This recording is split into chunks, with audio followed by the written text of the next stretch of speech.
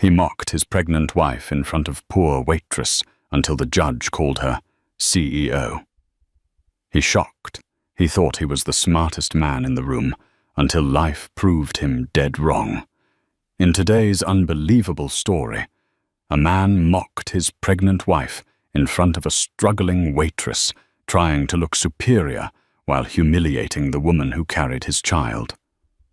But what he didn't know, his wife had a secret one that would leave everyone speechless. When they ended up in court, he expected to win easily, until the judge looked at her and said the words that shook the room, CEO. His jaw dropped. Her true identity changed everything, and what followed was a lesson in humility, justice, and sweet revenge. Stick around, because this isn't just a story. It's a cinematic twist you'll never forget. They say that nothing stings more than betrayal, especially when it's served with a smug smile. Meet Clara Thompson. A gentle heart and brilliant mind, whose world was shattered the day she discovered her husband's cruel taunts and secret affair. He mocked her pregnancy before his mistress, humiliating her in the very home they'd built together. Little did he know the woman he dismissed held far greater power than he could ever imagine. Justice would soon shine a spotlight on the truth. In a courtroom charged with tension, the world learned that Clara was no ordinary woman. She was, in fact, a CEO. Clara Thompson was the kind of woman whose eyes sparkled with quiet determination, even on her darkest days. Raised in a modest home in Nebraska, she understood the value of hard work and honest living. Her parents, Timothy and Sarah Campbell, had invested their lives in a small family diner on the outskirts of Lincoln. Day after day, they instilled in their daughter a core belief: treat others with respect and kindness, no matter what storms life tosses in your path.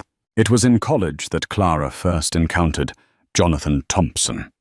He was a gregarious, ambitious young man with quick wit and a disarming smile. Jonathan's background was very different from Clara's. Born into a wealthy family in Los Angeles, he carried a sense of entitlement on his shoulders. He was used to getting what he wanted, often effortlessly. Yet there was something about Clara's sincerity that captivated him, and something about Jonathan's confidence that intrigued her. From the start, Clara sensed Jonathan craved success above all else. Sometimes, she even worried he confused ambition with greed. Yet for reasons she couldn't quite name, she trusted him to respect her choices. After all, he promised her the world. She was young in love and hopeful. In the first few years of marriage, Clara and Jonathan found themselves building the typical suburban life. Clara worked as a mid-level marketing executive at a boutique firm called Elysian Concepts. Jonathan, always bouncing from one project to another, styled himself as an entrepreneur. He jumped from real estate deals to tech startups, always proclaiming to have found the next big thing. When they moved to Chicago, Clara took on a more senior role in a larger advertising agency, Dahl & Ross, to support them financially. Even then, subtle warning signs emerged. Jonathan's once charming confidence grew into arrogance. He would complain that Clara's job was not enough and that she should be doing more to prove she was worth his time and love. When her father died suddenly from a heart attack, Jonathan's support was strangely tepid. Instead of comforting Clara in her grief, he ranted about the inheritance not being substantial. That day, though her heart was still in love, Clara felt the first crack in her faith toward Jonathan. Years passed in a blur of overtime hours, strategic marketing meetings, and mounting tension at home. Clara's mother had moved in briefly, only to find Jonathan cold and dismissive. Sarah Campbell, with a mother's protective intuition, tried to warn her daughter that Jonathan's behavior was growing unhealthy. Clara brushed it off, determined to see the best in him. Then came the day that would change everything. Clara realized her period was late, very late. One pregnancy test later, and her heart soared in both excitement and trepidation. She was going to be a mother. Despite the strains in her marriage, she believed this news could reignite the love that once bonded them. With trembling hands, she prepared a small gift box with the positive test and a pair of baby booties. She waited for Jonathan to come home. That evening, Jonathan strode in complaining about traffic and how the barista got his coffee order wrong again. Heart pounding, Clara presented him with the box. He opened it with a puzzled frown. When realization dawned, he blinked in surprise. Clara hoped to see excitement flash across his face, maybe tears of joy. Instead, his shoulders sagged and his mouth thinned into a tight line. "You should have told me you were late," he muttered. "Do we even have the finances for a baby right now?" Clara's heart sank. She forced a smile, pushing aside the sting, hoping that he would come around once the initial shock wore off. Over the next few weeks, Jonathan's behavior turned even colder. He spent more time out networking and less time talking to Clara. It seemed every conversation ended in an argument about money or his new business ventures. His phone buzzed incessantly, and he was evasive about who was calling. Clara's anxiety grew with her pregnancy. Though she kept up her duties at Darland Ross, the stress was taking a toll on her health. One evening, Clara decided to wait up for Jonathan. Midnight came and went, yet he still hadn't returned. Worried, she called his phone. It went straight to voicemail.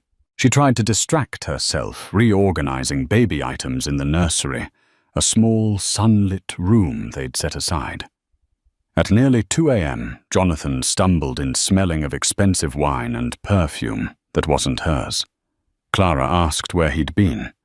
He simply brushed her off, claiming late-night business meeting. But the bright red lipstick stain near his collar told a different story. That night, Clara felt a silent devastation. Yet part of her refused to believe the worst. She wanted proof, not accusations born of suspicion. A week later, while doing laundry, Clara found a credit card statement in Jonathan's pants pocket. A fancy restaurant reservation in the name of April Donovan jumped out at her. The date matched one of Jonathan's networking nights. Heart-pounding, Clara looked up the restaurant Lumiere Lounge, an upscale romantic spot known for candle-lit dinners and velvet-upholstered booths. There was no mistaking the nature of this evening. Confronting Jonathan, Clara demanded an explanation. He sneered, rolling his eyes. "Are you prying into my finances now?" He spat. "You should focus on not stressing the baby. My private life is my business. His private life." The words spun around in her head, unleashing a storm of heartbreak. Her once warm and secure home now felt like a battlefield. The happy future she'd envisioned with her husband disintegrated each time he walked out the door. Unable to keep her hurt bottled up, Clara confided in her co-worker and friend, Lisa Harrington, a brilliant advertising director at Dahl and Ross. Lisa listened gravely, urging Clara to protect herself emotionally and financially.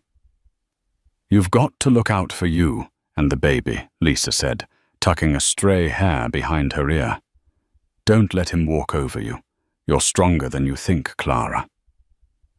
Soon enough, Clara discovered that April Donovan was not only Jonathan's mistress, but also a rumored socialite from a wealthy family in Boston. The rumor mill suggested that April craved attention and never settled for less than luxury. In Jonathan, she'd found a kindred spirit who adored status and flaunted extravagance. Clara confronted him again. This time she threatened to walk out if he didn't stop seeing April. Jonathan responded coldly. "Where would you go? You can't raise a kid alone. and you certainly can't keep up your lifestyle without me." The cruelty in his eyes sliced through Clara's heart. As the pregnancy advanced, Clara tried to focus on her health, but the emotional turmoil weighed heavily. Her obstetrician, Dr. Remy Hartfield, worried about Clara's elevated blood pressure and told her to avoid stress as much as possible. "High stress can lead to complications," Clara, the doctor said gently. Clara nodded, but how could she find peace when her husband was parading around with another woman? The final straw came one weekend. Jonathan claimed he had an urgent meeting with potential investors. Clara, feeling uneasy, decided to quietly follow him in a taxi. He headed straight to the Four Seasons Hotel, where a lavish charity gala was taking place. Slipping inside, Clara spotted Jonathan and April in a cozy corner locked in an intimate conversation. Clara's heart hammered in her chest as she saw him lean in to kiss April. She marched up to them. Jonathan froze, eyes flicking with irritation rather than guilt. April looked Clara up and down with a smirk. "This must be the wife," she said in a mocking tone. Before Clara could speak, Jonathan sneered. "Don't start a scene, Clara. You're embarrassing yourself." Then with horrifying callousness, he announced to a few onlookers nearby. "She's pregnant. Sure. But let's be honest, her salary can't even support her own unborn child properly." He laughed, and April joined in the cruel chorus. Trembling with anger and humiliation, Clara turned and fled the hotel, tears scalding her cheeks. Everything inside her screamed that this was not only a betrayal, but an assault on her dignity.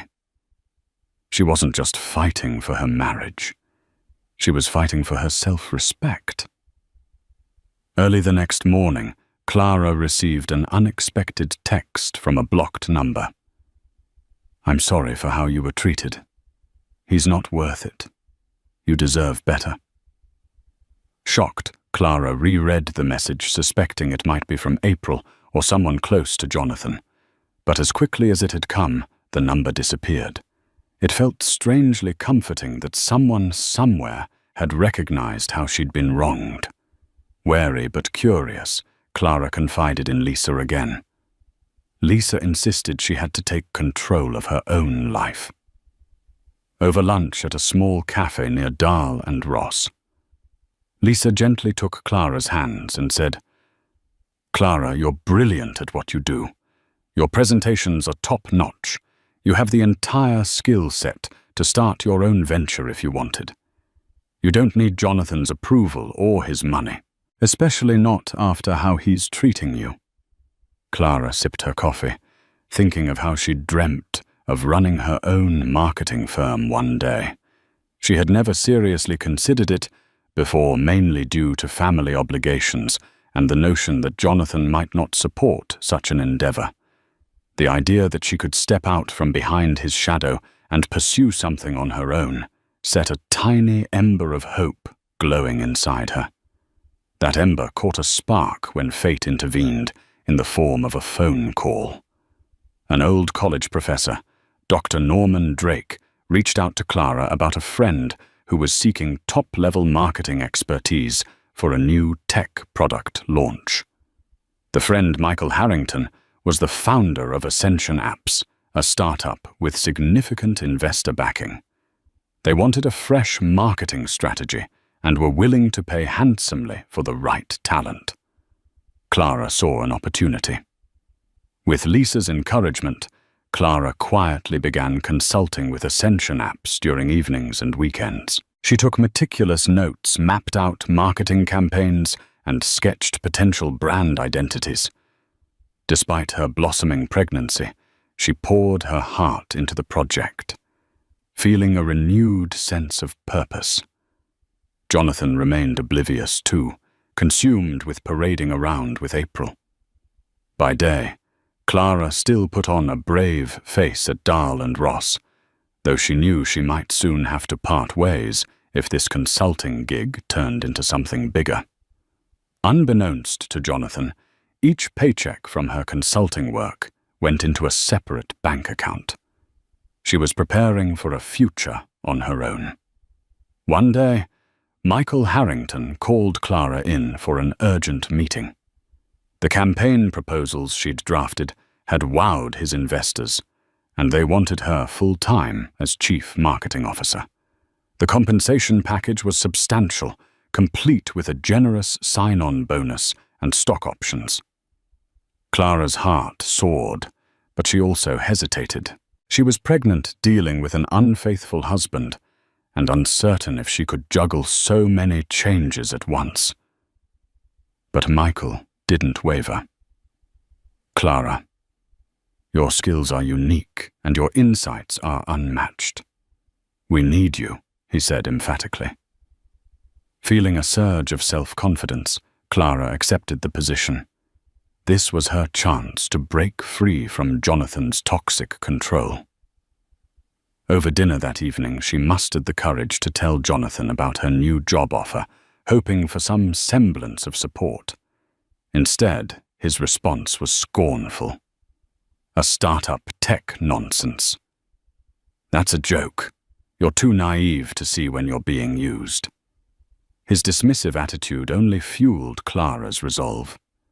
She smiled politely, retreated to her room, and resolved to finalize her plans to leave him the moment she felt secure in her new role. She also vowed to keep her unborn child safe from Jonathan's negativity at all costs. The tension in the Thompson household escalated day by day.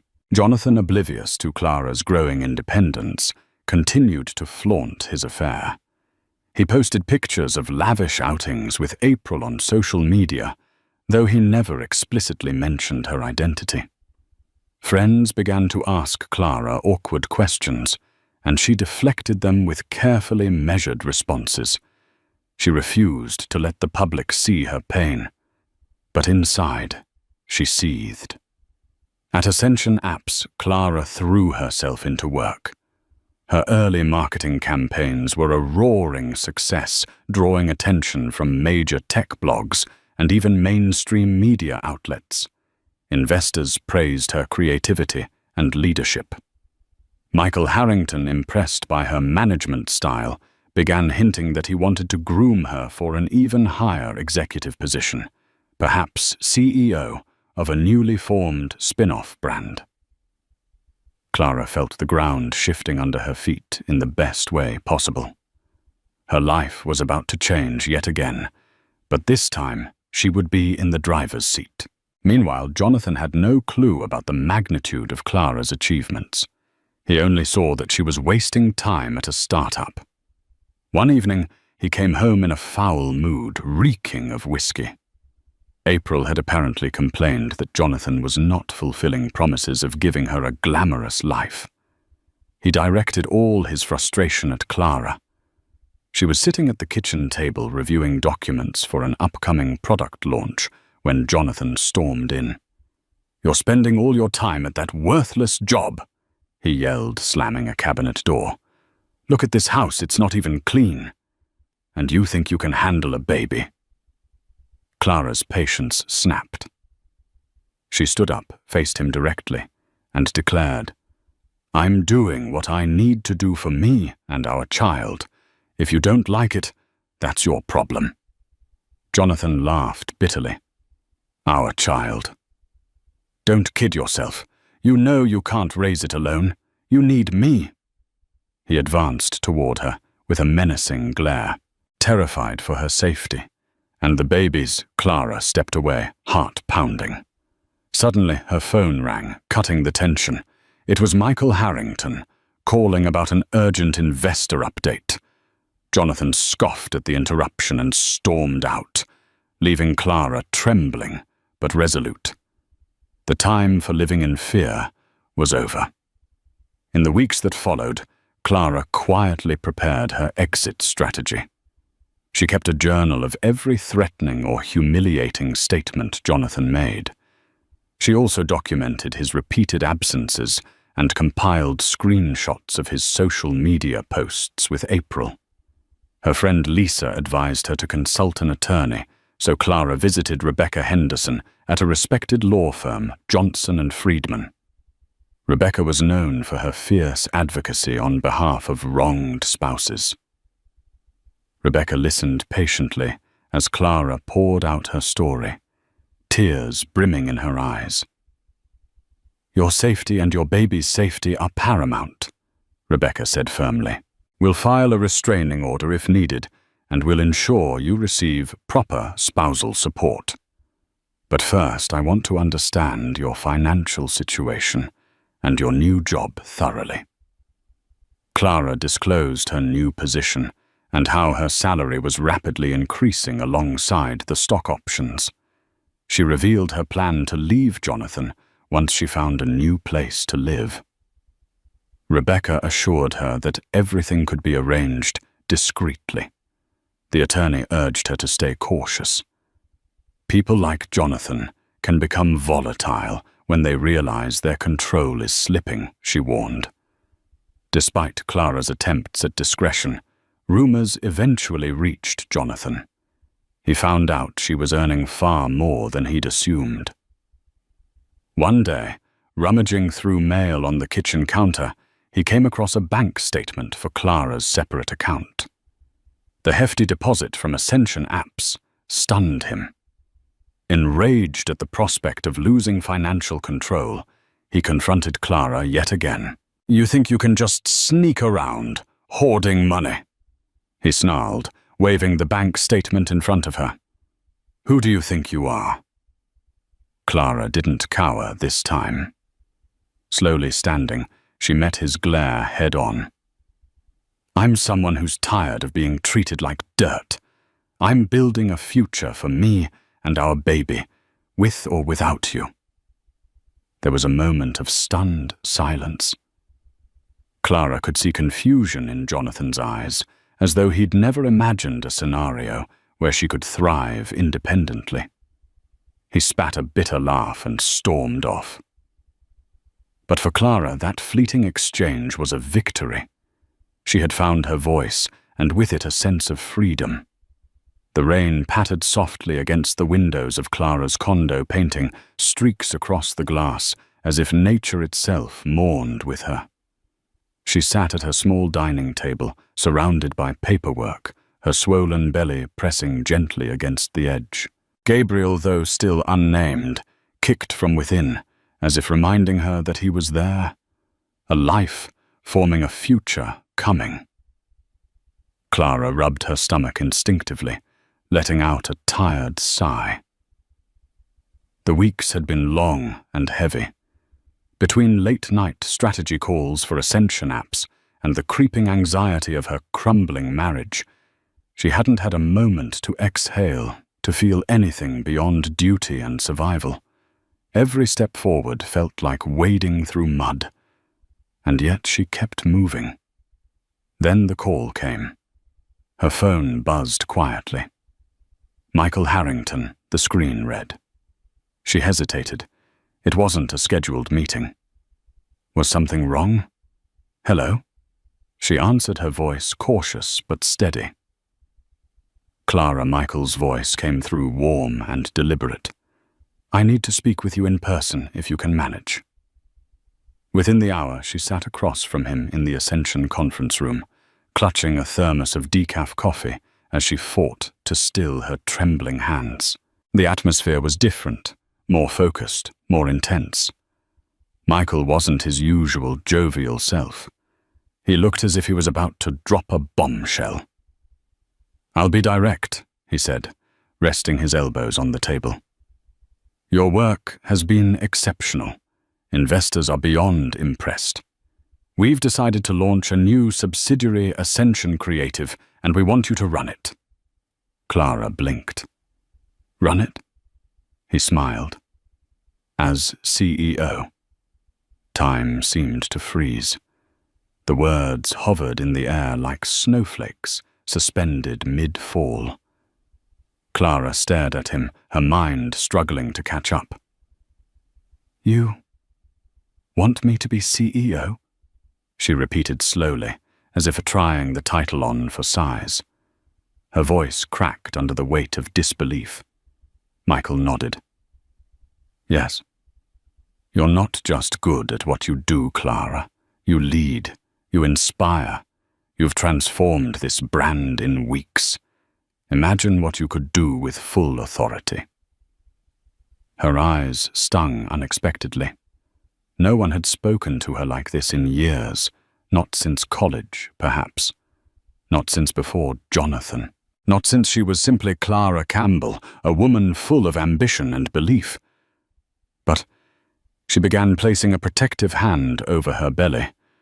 I'm pregnant. I'm about to be a single mother. This is so much. What if I can't handle it all? Michael leaned forward, sincerity softening his tone. Clara, your pregnancy doesn't make you less capable. If anything, it shows your resilience. You've juggled more under pressure than most people ever will. You don't have to say yes right now. The announcement can wait until after your baby is born. But I wanted you to know we see you. We believe in you. She covered her mouth with her hand. Overcome. Emotions rushed in a tidal wave of disbelief, gratitude, fear, and something deeper. Validation. For years she had been made to feel small, like her dreams were too loud, too inconvenient. And now someone was handing her the keys to a future she thought she'd lost. Tears slipped down her cheeks silently. She didn't try to stop them.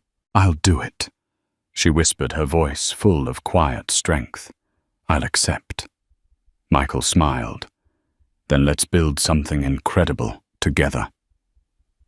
That night, back in her condo, Clara stood by the window watching the city lights flicker in the distance. For the first time in what felt like forever, she didn't feel like she was just surviving. She was becoming. Jonathan didn't know it yet, but the woman he thought he'd broken was already rising, one decision, one heartbeat at a time. And soon the world would call her something new. CEO. Unfortunately, Jonathan would not let her slip away so easily.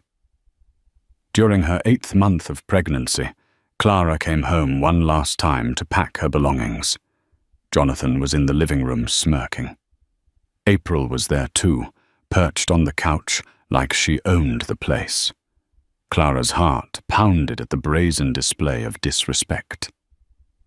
You think you can just leave me? Without consequences, Jonathan taunted. April and I have decided to get married once we finalize our divorce, and guess what?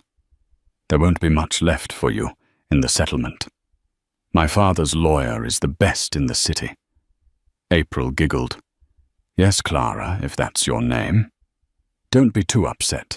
Jonathan told me your child was unplanned anyway. Her words dripped with sarcasm and cruelty. Clara's cheeks burned with anger, but she refused to respond with the same venom. She quietly picked up her suitcase. Before walking out, she leveled a calm stare at Jonathan. I hope you're happy with the choices you've made. One day, you'll realize what you lost. With that, she shut the door on him and the life they once shared. Clara settled into her temporary condo, a stark yet comforting contrast to the lavish, tension-filled house she left behind.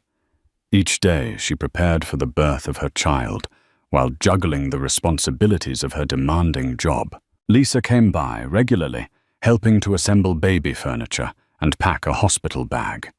During these visits, they shared stories of the old days, letting laughter replace pain.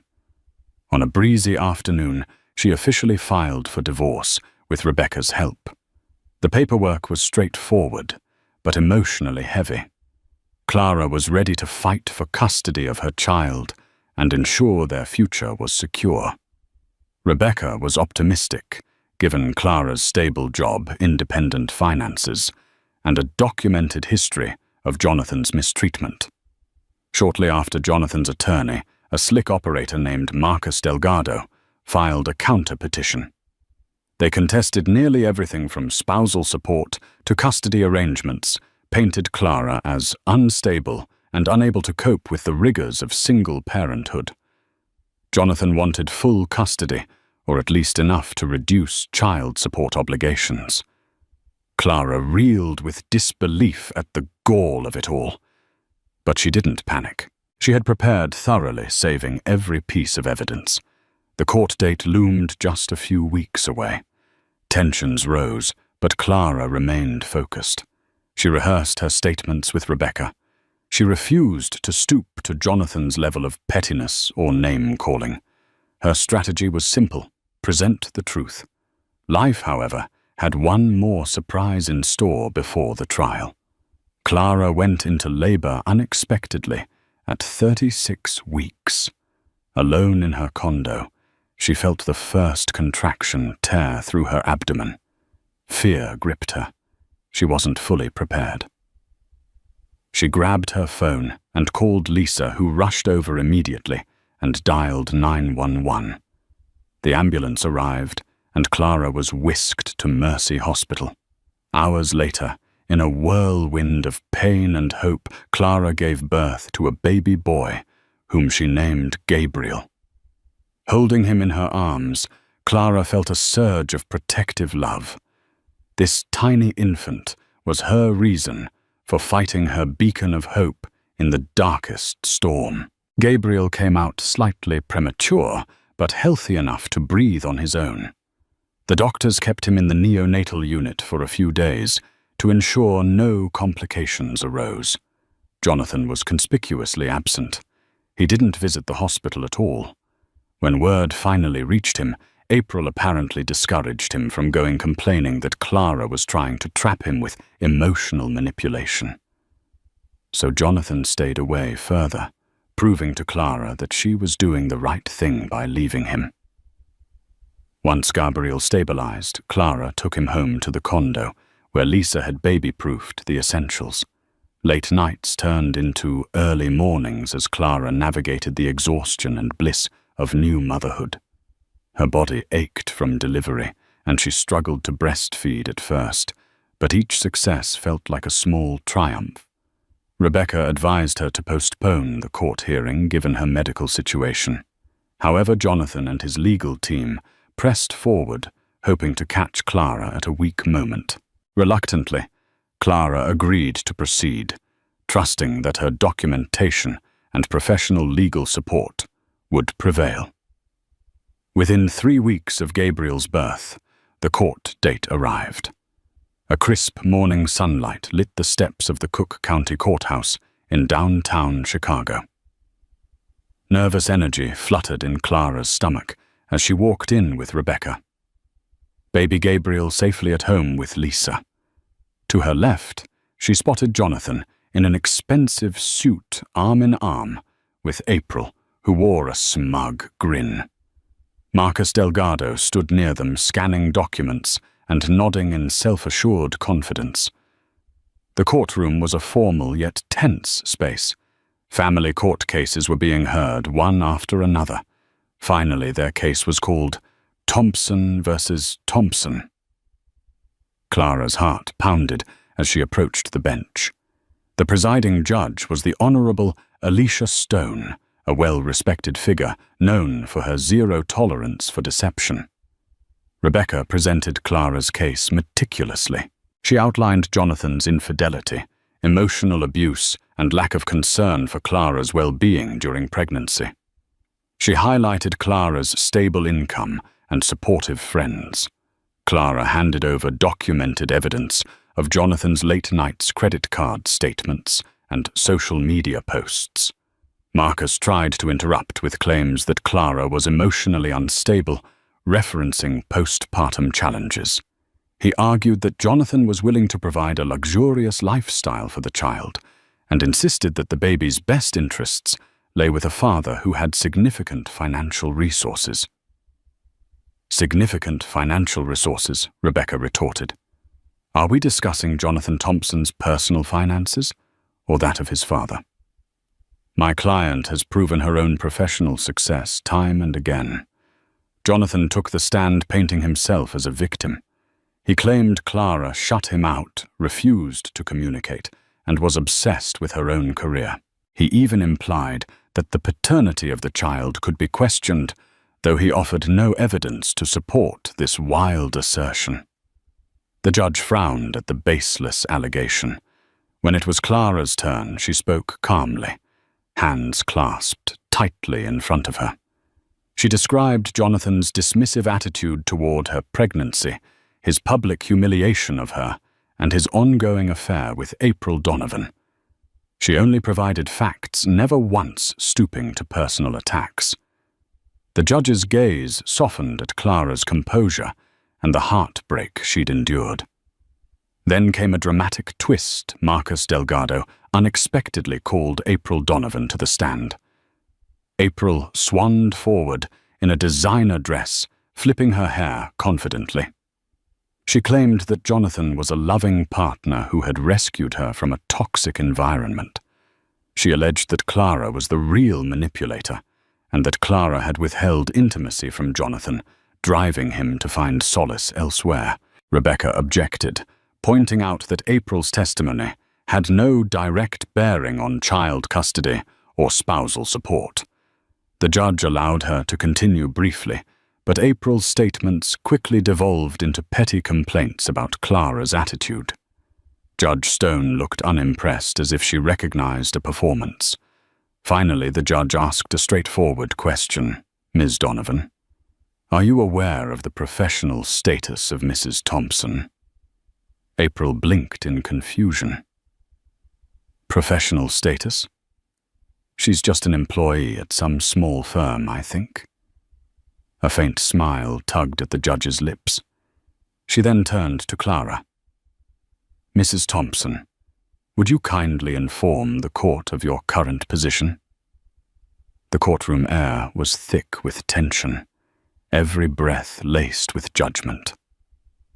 The sterile walls, the rustling of legal papers, the sharp tap of a pen against a wooden bench. It all seemed distant to Clara, like background noise in a nightmare she couldn't quite wake from. She sat upright, back straight, despite the fatigue of new motherhood and weeks of legal warfare. Her hands folded neatly in her lap. Across from her, Jonathan slouched in his seat, like a bored schoolboy, barely hiding his irritation. April was perched next to him, all gloss and performance, tossing her hair as if the courtroom were a runway. Their attorney, Marcus Delgado, stood with the confidence of someone who believed the show was already won. Then came the twist no one expected. Delgado, with the smug air of someone about to deliver a theatrical coup, called April Donovan to the witness stand. A few murmurs stirred in the room. Clara kept her face composed, but her insides twisted. She wasn't afraid of April's words. She was tired of the lies. April sauntered to the front like she owned the place. Dressed to impress, she looked like someone preparing for a fashion shoot, not a legal hearing. She began her testimony with well-rehearsed disdain, calling Jonathan her savior, painting Clara as cold, controlling, distant. She twisted the truth like a knife, layer by layer. But as the judge listened, Clara could see it. Judge Stone's expression didn't change, but her eyes narrowed ever so slightly. She was watching, reading beyond the surface. April's words began to falter, drifting from accusation to pettiness. Complaints about Clara's tone, her attitude, her lack of femininity. It was no longer testimony, it was theater. And the performance was unraveling. Then came the moment that shattered it all. Ms. Donovan, Judge Stone interrupted coolly. Are you aware of Mrs. Thompson's professional status? April blinked. Professional status? Yes, the judge repeated, her voice laced with something between curiosity and control. Her occupation. April let out a light laugh. She works at some company, marketing or something, I think. Her voice was full of smug dismissal. That's when Judge Stone turned to Clara with a deliberate, steady gaze. Mrs. Thompson, would you kindly inform the court of your current position? Clara felt her pulse spike. For a moment, the room was silent. Every eye turned to her. She glanced at Rebecca, her lawyer, who gave a tiny, reassuring nod. Clara straightened her shoulders. I'm currently the Chief Marketing Officer at Ascension Apps, she said clearly. And I've accepted a position as the Chief Executive Officer of their new subsidiary, Ascension Creative. The paperwork is awaiting finalization. There was a pause, a full, breathtaking pause. It was like someone had cut the sound out of the room. Then the reaction began. Jonathan's face froze in pure disbelief. He turned his head sharply, mouth slightly ajar, like he had misheard. April stiffened, her painted-on confidence melting. Delgado rifled through his documents like they might magically contradict Clara's statement. Judge Stone leaned forward, intrigued. CEO, she repeated with interest. Do you have documentation to confirm this appointment? Clara nodded, reaching calmly into her case file. Yes, Your Honor. I brought a copy in case it was relevant. She handed the signed letter across the courtroom. Her hands didn't shake. Not anymore. The judge flipped through the documents with a quiet intensity. A faint smile touched the corners of her mouth. Not amusement, but recognition. Respect. Mrs. Thompson, she said at last. Your achievements are remarkable. This not only reflects on your professional capabilities, but speaks volumes about your ability to provide a stable, enriched environment for your child. Clara's throat tightened with emotion, but she didn't let it show. This wasn't just about a title. It was about everything that came before, every sleepless night, every insult swallowed, every doubt she had silenced, so she could survive.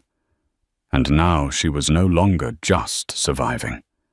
She was standing tall. She was being seen. Across the aisle, Jonathan looked pale. The man who once mocked her salary, her dreams, her very motherhood, was now staring at a reality where she had outpaced him in every way. Clara didn't gloat. She didn't smile. She didn't need to. The truth had spoken for her. All eyes turned to Jonathan. His bravado crumbled, replaced by an anxious flicker. He had never imagined that Clara, the woman he belittled, was scaling corporate heights he could only dream of. The color drained from his face as the reality of her power and earning potential set in. April's composure cracked next. CEO. That's impossible, she exclaimed, casting a bewildered glance at Jonathan. You told me she was just scraping by. Jonathan hissed at her to be quiet, but it was too late. The entire courtroom watched the cracks in their facade grow wider. Rebecca seized the moment. Your Honor, it's clear that Mr. Thompson's portrayal of my client's financial situation is inaccurate. Contrary to their claims that Clara is unstable or unemployed, she is in a position of significant responsibility and income. This alone contradicts the notion that Mr. Thompson should have majority custody or lower child support obligations. Silence fell once more over the courtroom, but this time it was not the quiet of anticipation, it was the stillness of reckoning. Clara sat poised, her heart pounding softly like a distant drum. She kept her gaze forward, not daring to look at Jonathan. She didn't need to. She could feel his energy unraveling, anger cloaked in fear, entitlement collapsing under the weight of reality. Judge Alicia Stone adjusted her glasses and looked over the file in front of her once more. Her eyes flicked to Jonathan, then to Clara, then down to the stack of evidence financial statements. Social media screenshots documented neglect, and now the CEO confirmation letter that had shifted the entire courtroom dynamic like a tectonic plate snapping into place. When the judge spoke, her voice was measured calm, but behind it was a quiet steel. The court has reviewed all submitted materials and testimony, she began. Mrs. Thompson has demonstrated both through documentation and witness accounts that she has acted in the best interest of her child from the moment she became aware of her pregnancy. Clara felt her breath catch. Every part of her was clenched, waiting, hoping. She has shown remarkable professional stability, emotional composure, and clear, consistent efforts to protect and prepare for her child's future. Jonathan shifted in his seat, frowning. April's smugness had vanished. She sat rigid and silent, her nails digging into the strap of her designer purse. Conversely, Judge Stone continued turning her eyes directly to Jonathan.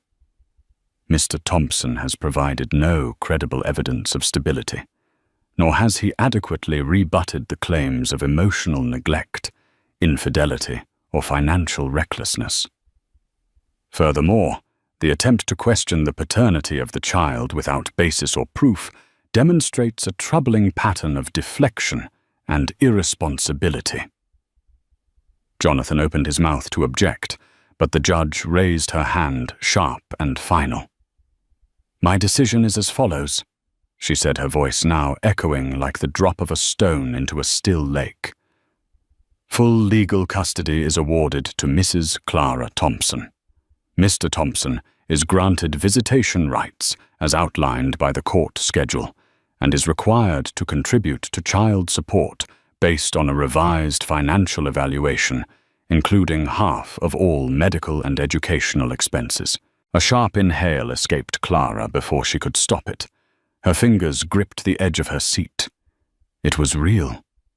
Then came the final blow, not from Clara, but from the bench. Judge Stone turned to Jonathan, her gaze unflinching. "I advise you, Mr. Thompson, to reflect on the role you play in your son's life, not in terms of what you believe you're owed, but what you are responsible for. Being a father is not a title, it is a duty." Jonathan looked stunned, as if hearing those words from someone he couldn't dismiss had finally pierced his armor. The judge added almost as an afterthought, but with the gravity of a closing door. "Should Mrs. Thompson wish to pursue additional damages related to emotional distress, she is entitled to do so in a separate civil suit. This case is now concluded." Bang! The gavel fell, and just like that, it was done. For a long second, Clara remained frozen, not from shock, but from something deeper. Relief. Vindication. A swell of something she hadn't felt in so long. Freedom. Rebecca touched her arm gently. "You did it," she whispered. Clara turned to her blinking back tears. "We did it," she said. Across the aisle, Jonathan stood up too fast, nearly knocking over his chair. His face was flushed, his expression twisted with disbelief and fury he no longer had power to act on. April didn't move. She stared ahead, as if trying to rewrite the past few minutes with her mind alone. But the truth had been spoken. Justice had chosen its side. Clara gathered her files, straightened her spine, and walked out of the courtroom. Not broken, not bitter, but reborn. The moment the gavel struck, a surge of relief and triumph rushed through Clara. Tears slipped down her cheeks as she thanked Rebecca, who nodded with a small smile. Jonathan hurried out of the courtroom, muttering curses under his breath, while April trailed behind, looking shell-shocked. Outside reporters from local tabloids, who had caught wind of a juicy divorce case, snapped photos of the meltdown. Clara shielded her face and politely declined to comment. In the hallway, Lisa met Clara with open arms. The victory was monumental, but Clara felt a tinge of sorrow for what she had endured to get here. She squeezed Lisa's hand, whispering, "We did it." And Lisa replied, "No, you did it. You stood up for yourself and your child." Over the following weeks, Jonathan frantically tried to negotiate with Clara privately. He offered to reconcile if she called off the divorce proceedings, mostly in an attempt to salvage his finances. Clara calmly refused. She had endured too much trauma to even consider going back. She explained that any communication from now on would go through Rebecca and revolve solely around visitation for baby Gabriel. April, on the other hand, publicly distanced herself from Jonathan after the humiliating courtroom debacle. Rumors circulated that she left town to focus on her own well-being, Jonathan, bereft of both mistress and the illusions of grandeur, found himself alone. Clara resumed her duties at Ascension Apps, balancing motherhood with the demands of her position. True to his word, Michael Harrington publicly announced her appointment as CEO of Ascension Creative in a press release that garnered national attention.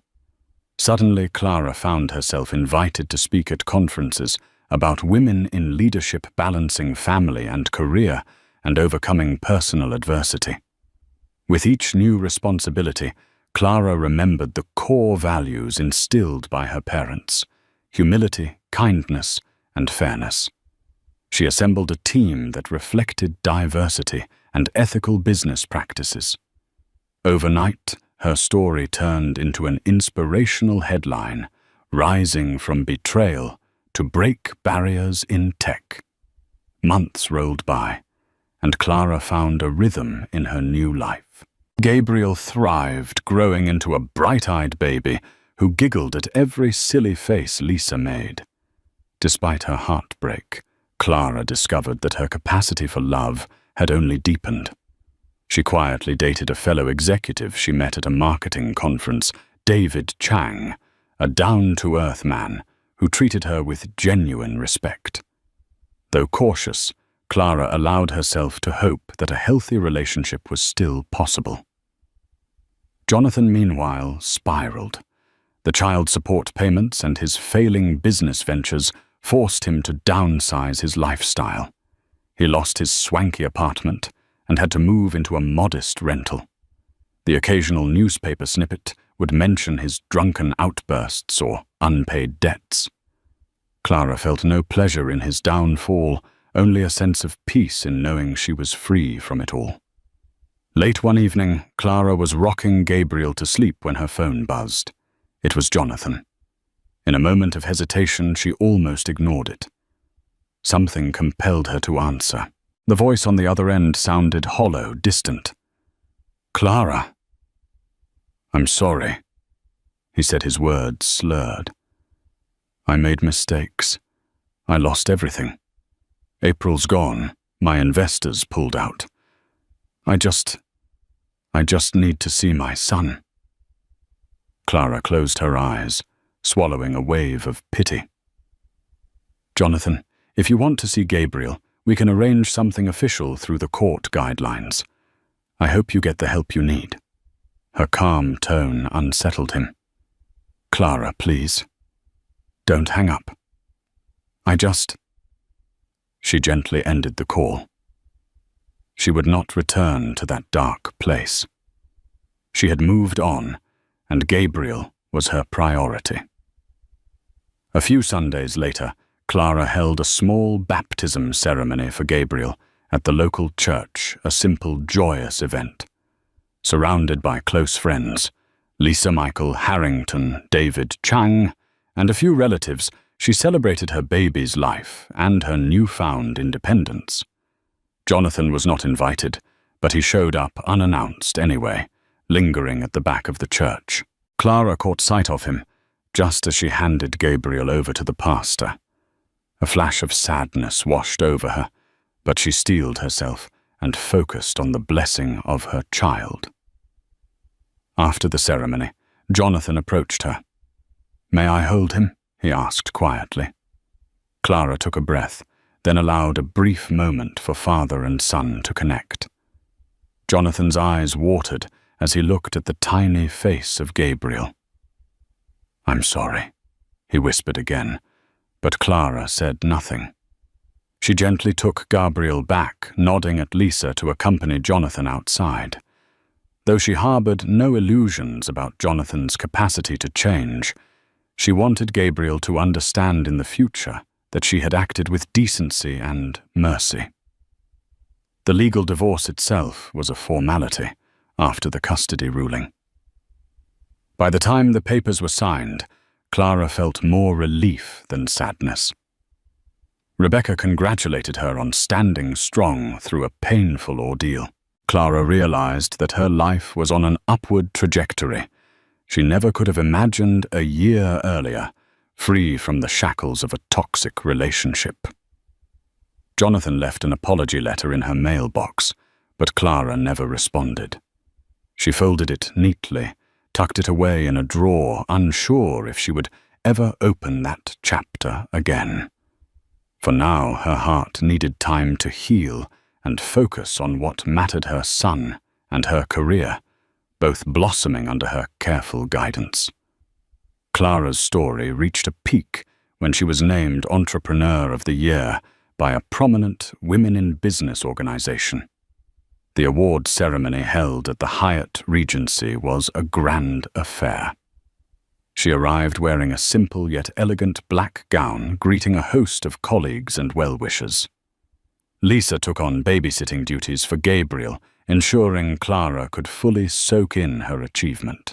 As Clara stepped onto the stage to accept her award, she recalled every hurdle she had to leap. Jonathan's mocking words, April's sneers, the court battles, and the fear of single motherhood. Yet there she stood, unstoppable. She dedicated her award to her parents, Sarah and the late Timothy Campbell, for teaching her resilience. She also made a special nod to Gabriel, whose mere existence had given her the strength to rise above the storm. In the months that followed, Clara's life took on a beautiful normalcy. She developed marketing strategies for high-profile clients, traveled for conferences, and spent quality time with Gabriel. David and she grew closer gradually, weaving a supportive partnership that respected each other's histories. At work, Ascension Creative soared. They launched innovative campaigns that garnered major awards, attracting top-tier clients worldwide. Clara's leadership style, empathetic yet firm, set a new standard in the industry. She became a mentor for young women, especially single mothers, who needed encouragement to chase their dreams. Jonathan drifted in and out of therapy. He made sporadic attempts to see Gabriel, abiding by the visitation schedule. Clara allowed it, believing Gabriel deserved to know his biological father, despite Jonathan's flaws. But her heart had long healed from the illusions of romantic reconciliation. She had found peace in forging her own path, free from Jonathan's cruelty. One day, out of the blue, April. Donovan reached out through social media, sending Clara a short message. "I'm sorry for everything. I wish you the best." Clara read it, paused for a moment, and decided to let it go unanswered. She had no desire to reopen old wounds. The best revenge, after all, was living well. Before she knew it, Gabriel had turned 1 year old. Clara hosted a small birthday party in her condo, decorating the living room with pastel balloons.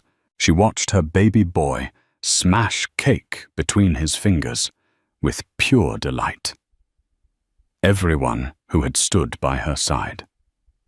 Lisa, Rebecca, Michael David filled the room with warmth and love. At one point, Clara stood off to the side, tears of gratitude sparkling in her eyes. She could hardly believe how far she'd come from a humiliated pregnant wife to a confident CEO and caring mother. This was the life she had fought for, full of hope, surrounded by genuine people who celebrated her success rather than tore it down. A few weeks later, in the calm after the birthday celebration, Clara sat at her desk in Ascension Creative's sleek new offices. She gazed out the window at the bustling Chicago skyline. A sense of purpose filled her. She pressed a button on her intercom to call her assistant. "Yes, Mrs. Thompson." "Sorry." "Ms. Thompson," the assistant corrected, remembering the divorce. Clara smiled. "Clara is fine," she said. She'd long since dropped Jonathan's last name in official documents, reverting to her maiden name, Campbell. "Could you schedule a meeting with the design team for Monday afternoon?" "Yes, Ms. Campbell," her assistant replied. "Congratulations again on the big contract with Syntech. You're doing amazing things here." Clara thanked her and leaned back in her chair. The city gleamed in the afternoon sun, a metaphor for her own bright horizon. She'd survived betrayal, heartbreak, and public humiliation. In the end, she discovered her own power. She wasn't merely the scorned wife, she was Clara Campbell, CEO, a loving mother, and an unstoppable force. Thank you for joining me on this emotional roller coaster of betrayal, resilience, and ultimate triumph. Clara Campbell's journey reminds us that no matter how dark the night may seem, dawn always breaks with new possibilities. She overcame humiliation, stood her ground, and rose to become a powerhouse in her field, all while embracing the joy of motherhood. Her story shines a light on the importance of self-respect and staying true to one's values. It challenges us to question the limits placed upon us by others and inspires us to rewrite our own destinies. If Clara can stand tall in the face of cruelty and find her voice, so can we all. If you found this story stirring and uplifting, please like, share, and subscribe. Your support helps keep these empowering stories alive. Thank you for being part of Clara's incredible journey, and remember, your strength can light the path for others.